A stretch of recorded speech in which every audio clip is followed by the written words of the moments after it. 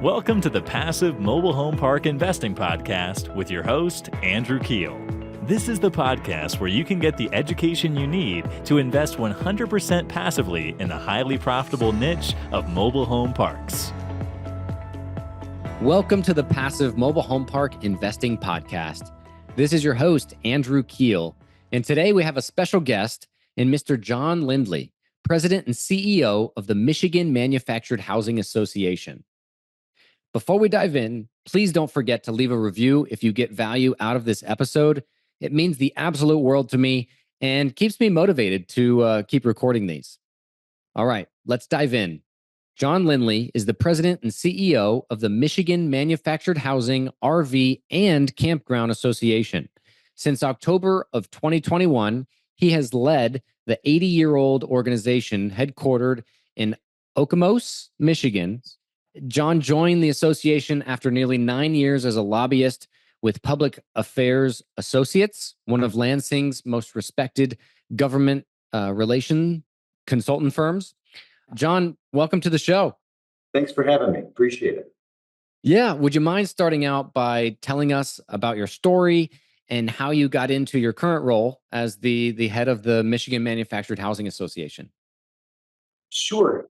I started my career in the legislature as a staff member from a member of the State House of Representatives, and have always been really a kind of a policy wonk associated on, focused on policy, and cut my teeth with a large statewide trade association here in Michigan, the Michigan Association of CPAs, nearly 19,000 certified public accountant members in the state of Michigan. And I worked there for 11 plus years at the association, driving the bus, so to speak, on all things policy and legislative and political agenda with the organization. After doing that for better than a decade, I went on to work for a contract lobbying firm, one of the state's Public Affairs Associates that you referred to, one of the state's leading contract lobby firms. And while at that firm, one of the firm's oldest clients and bookend clients is this organization, Michigan Manufactured Housing, RV, and Campground Association. And when I joined the firm, one of the first clients that I started working on their engagements was this association. And after almost a decade of doing that, and I was ready for a different direction for my career, and at the same time, the association was ready for new leadership after the retirement of a couple of longtime executive directors here. Names that many of your listeners will recognize, Tim DeWitt and Bill Sheffer. And, having worked in that capacity as a consultant for them for a long time, the transition, I like to think, was good and more seamless than what it could have been. And Sure. So that's my story. I'm ecstatic to be in this role. I come from, like I said, a background in association management and policy, and that's where I truly I'd love to be. I love that. What would you say is the hardest part of your job, running the Manufactured Housing Association in Michigan? Well, right now, the hardest part of my job is the industry is under fire a little bit and on defense when it comes to some legislative priorities and the vision that some policymakers have that, let's just say, doesn't mesh well with what I think the industry's vision for itself would be. And so that certainly is one of the challenges at the current moment. But I think that overall, if you were to take that away, the biggest challenge with an organization like this one is the diversity of its membership and meeting the needs and meeting the value proposition of a diverse membership. Our members, the Michigan Manufactured Housing Association, represent the entire supply chain of the industry, from the builders, Champion, Skyline, Cavco, Clayton, you name them, right? From those who are manufacturing, transport, installer, servicers, retail. Certainly the bread and butter are the community owners, but community owners aren't just community owners. Community owners come in lots of different shapes and sizes and diversity. Sure. And so, the diversity of the membership, lending, finance, legal, all the above. And in the association world, not to oversimplify it, but your job can be boiled down to a couple of very simple things. You need to provide value to your members, and then you need to tell them what value you're providing to them. Kind of hey, look what we're doing for you, so they continue to be members. That first part is complicated and difficult, making sure that you're providing value to all of those members on a daily basis. And how do you do that? What's the number one way, specifically for community owners? Because I know there's a lot of community owners that listen to this podcast. What's the number one way you guys add value for mobile home community owners? Well, that takes us full circle to the first comment that I made, right? Without question, right now, and even in better times, the top way that the organization adds value is through legislative advocacy. And I truly believe that to the core. And I think that most community owners, when you speak to them, would agree with that. We do a lot of other wonderful things. We spend a large amount of resources and time and energy in promoting, manufactured housing to consumers, to the press, to the right, and we're trying to raise that bar of the industry and the product that you all have. Hooking members up with members, through networking and those types of opportunities is very important. There's a lot to that value proposition, but I truly feel unquestionably that legislative advocacy, because, in a nutshell, there isn't anybody else doing it, right? I mean, that's what we're there to do, is to have that collective voice for the industry. So the members of the legislature know when I walk in their door and talk to them about a particular measure, that I'm speaking on behalf of 1,100 licensed communities in the state of Michigan, and frankly, the 250,000 plus Michiganders who live in those communities. Sure. Which is huge. And maybe you can go into the details of kind of what's going on specifically. There's been some Senate bills 486 through 492 that have been proposed, talking about rent control and the likes of it, along with some other additional regulation. And I would say Michigan specifically, I know Iowa's had a lot of hits recently as well, but I would say you're probably one of the states at the top. That's, there's news articles, quite consistently talking about the state of Michigan and how private equity is ruining all the mobile home parks. If you listen to the journalists, they don't talk about the millions of dollars being reinvested into these parks. But yeah, maybe you can talk specifically about what's going on in your state. Well, Michigan, not unlike other parts of the country, is facing a housing supply and affordability crisis, right? And so that has shined a bright light and a magnifying glass on so many different things. I like to say that, with 1,100 licensed communities in the state of Michigan, and Michigan is a very heavy community state, without a doubt, that the vast majority of those communities, and of course the Michigan Manufactured Housing Association members, provide a safe, affordable, warm, welcoming place for Michiganders to live, right? There are some that don't meet that standard, right? From a quality perspective and otherwise. Sure. And that light has been shined on those, some of those poorer examples of let's call them what they are, old rundown trailer parks that exist in some different places, right?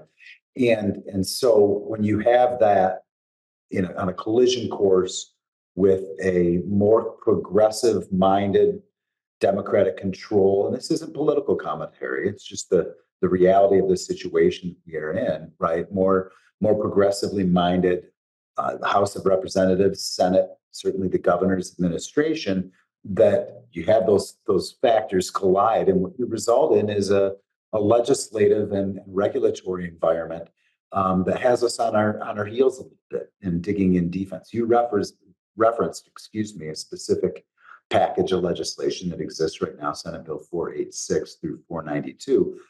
But as an organization, we're actually tracking just under 80 pieces of legislation in Michigan right now, and I'll tell you that we're opposed to about 60 of those pieces out of the 80 pieces of legislation. There's a bucket of bills that are specific to manufactured housing, like the ones that you referenced. But there's also, it's not just manufactured housing, right? The legislature has rental housing landlords and housing providers in general in their crosshairs right now, with a bunch of just frankly, ludicrous proposals that would really, what they don't understand from our perspective, and this gets to our job, right, is to educate them, is the impact that these proposals would have on the supply and the affordability of the housing that's in the state of Michigan. So we're fighting a lot of battles on a lot of fronts right now in the Capitol. And I think, you might have touched on it, but like, what's the best way for community owners like myself to, I'm an association member, but what else can we do to help, right? With I think that education of, some of these rent control bills that are being proposed and so forth, which from I've read quite a bit about it, and it seems like that's only going to restrict supply further, and that's what it's done in the past. And I guess what's your guys' approach, and how do you go to bat when you try to overcome those objections? So there's two answers to that question. The first one is really simple, and I'm not going to dive too far deep into it because it's not my role. And that is to say, do a good job in managing your community, because that helps all of us, right? Sure. Have be transparent with your residents, have rent increases that are reasonable, do it right, do be a good operator and do the right thing. That helps. Don't when industry members get together and they use the cliche of, yes, of course there's bad apples, right? Don't be one of them. Don't be the bad apple. That's number one, and that's easy. Number two, though, is, and it all comes down to time, Andrew, and that's the reality of it. What I'm about to tell you takes time, and I realize that the community owners and operators are really very busy people, and so some people have the ability to give time more than others. And here's what I mean by that. Yes, being an association member, that's number one. We need everybody to be a member of the association, and that's not just a financial transaction, right? That means everybody's under the umbrella, when we talk about our membership. But engaging in the association's efforts is of particular use when it comes to this thing. So when we send a note to all of our members that are community owners with sample language that says, hey, please reach out to your state senator and to your state representative. Here's their names. Here's their contact information. We do everything that we can to make it as easy as possible. We even provide the sample language, right? Please send them this message coming from you so that they know what your position is on this issue. We need people to answer that call. I love that you do that. Like, I haven't gotten that from any other state association. And literally, I sent it out to my whole team, and we had like 50 people copy and paste it into an email and send it to our local representative. And think of the traction, now that we're getting, because it's not just one person reaching out. So you make it easy. That helps. Well, and that's our role, right? Is we're asking you to give a piece of your time. The least we can do is make it as easy for you as possible to do so, right? But that's part of that strategy when we're fighting this. Is I can, and this isn't, I can pick up my cell phone right now and I can have the Speaker of the House on the other end of the phone. That's part of my job, is to have that level of access, right? But like everybody else, I can only vote for one member of the House of Representatives. And so they need to hear from the people that live, work, own businesses, and operate in their districts. And that's that grassroots level engagement that we need to take place. The other part of it, I'll tell you again, is it does come down to dollars and cents sometimes, is supporting the political action committee, right? There's a financial aspect of this as well. We need to be able to support candidates that we want to see win elections or win re-election, that have a tendency to provide us, number one, with the access that we need to explain our side of the story, and number two, have the tendency to align themselves with that side of the story. That makes a lot of sense. I know on the Michigan Manufactured Association board of directors, there's several big fish from some of the largest manufactured housing community owners in the country, including Sun Communities, Yes Communities, Cambio Communities. What are they specifically, wanting to change in the state of Michigan in regards to their ability to operate, or what specific agendas, matter most to those large community owners? Well, I think those large community owners and the agendas that exist for them at the moment is the agenda that exists for all. When you look at our board of directors, yes, Sun is on the board. You know, a representative from Sun is on the board, representative from Yes, Cambio, but you've also got Marge Burns from Germano Management, who's she owns two communities in Michigan. You've got a manufacturer, right? You've got a supplier, Bill Anderson from Atwell, who does engineering for so many people. So, it's a diverse group. And I would say that, because the association and our strategic plan and the way our governance structures exist, that the priorities for those members of the board and for the larger operators in the state of Michigan are very much aligned with the priorities of the operators in the other segments of the supply chain. You heard me reference before Michigan's affordability and supply crisis when it comes to housing, and right now that has created an opportunity for us really to make sure that the industry is positioned well as a solution to those questions. The state of Michigan is spending hundreds of millions of dollars every year on housing efforts, whether that comes in the form of tax credits or other programming throughout the state. And historically, none of that has been available to or impacting manufactured housing communities, right? And so what we're doing is we're throwing some elbows in the legislature and with the administration to say, hey, you're ignoring what is arguably, when it comes to speed to market, energy efficiency, quality, and affordability, you can't manage the product that we have right now. You just simply can't manage it. Number one. Number two, you're also talking about a situation where these residents are beginning to build some equity in something. They're not just, Sure. And certainly, rentals are rentals, and that needs to be a part of the market. I'm not suggesting that it shouldn't, but in the land lease model where people are starting to build some equity in something and not just, pouring money into that endless hole of rental. That's where opportunity comes from, starting to build that equity in something. And it's being and has historically been fundamentally ignored by the policymakers that are making these decisions. And so, we're shining a light on that and making some headway, I'll add. Which is great. But how could you talk about affordable housing and not mention manufactured housing, right? Like it could be built for less than half the price of a site-built house, and it is more green as well. A lot of people forget that, as like, they build Clayton homes at the Congress and Expo. The trash from one home fits in one trash bin. I live in a neighborhood and they're building up houses around me. And they, every week they come in and take a 40 cubic yard dumpster every week, and it takes them probably 3 or 4 months to build this house. So it's something not talked about enough. Another thing, just from my perspective, there was an article that came out. We're recording this. It's August 2024, but in June on mlive.com, there was an article that said, as private equity buys up mobile home parks, Michigan ranks second highest. And that caught me off guard. When I saw that, I was surprised. I thought it would be Texas or Florida, something like that, and the Sun Belt would be, one of those big, states where there's a lot of acquisitions.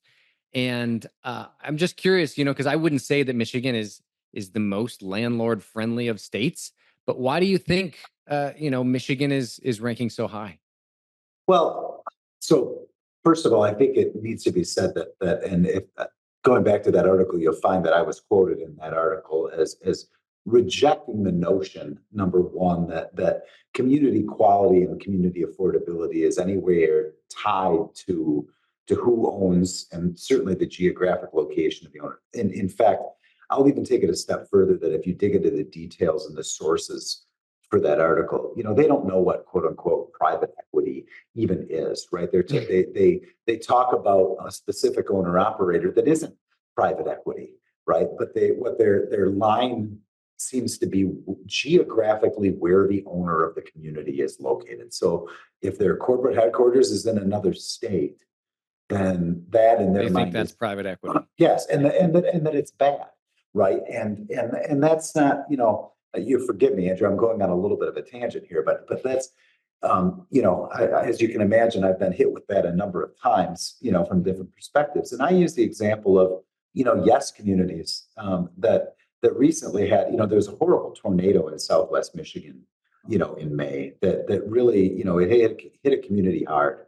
And you had several dozen homes that were destroyed and families that were displaced and all the above. And, before the sun rose the next morning, emergency services were in that community. They were removing trees. They were finding temporary housing for the residents. They had food, they had shelter, they had water. They had a plan immediately to make sure that those residents were taken care of. Okay. That type of apparatus requires a level of sophistication A big and team. Resources. Yeah. Absolutely. Yeah. Right. And taking nothing away from the mom and pop operations that exist throughout the country, but an operation of lesser sophistication, would still be trying to get the lights back on potentially. Right. And so this notion that big bad means ugly, right? That, I reject that on its surface. They mentioned something else in the article that I feel a lot of people don't know, but they mentioned, a lot of these private equity firms are using government, debt through Fannie Mae and Freddie Mac to buy these, and the government is, somehow encouraging the abuse of lower income families, something like taking advantage of that. But what they don't realize, from myself, who's done several Freddie and Fannie loans, is that in those loan covenants, there's tenant protections that we're required to sign on, giving the residents, longer lease terms and other protections and guarantees of quality that will be kept in the community, or that loan can be called due.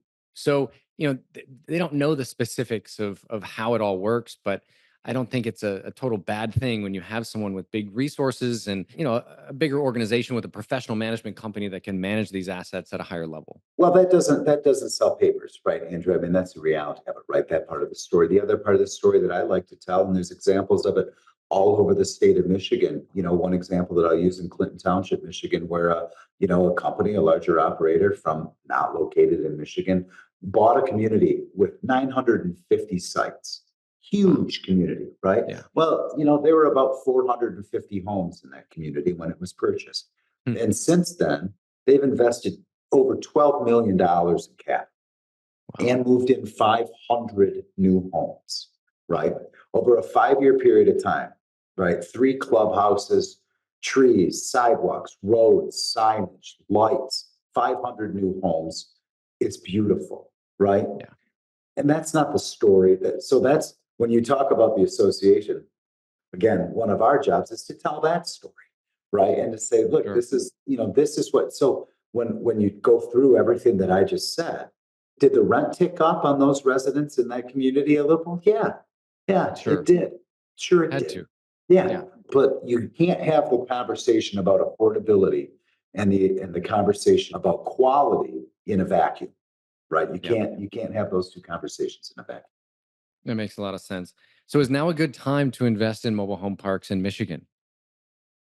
Oh, I certainly would say so. I mean, despite the potentially the doom and gloom of the legislative, at least the portrayal of doom and gloom of the legislature that I've given, in the course of this podcast, I would absolutely say that the association's doing, I believe, very, very good work here in Michigan in, number one, defending against those proposals that would be detrimental to the business environment.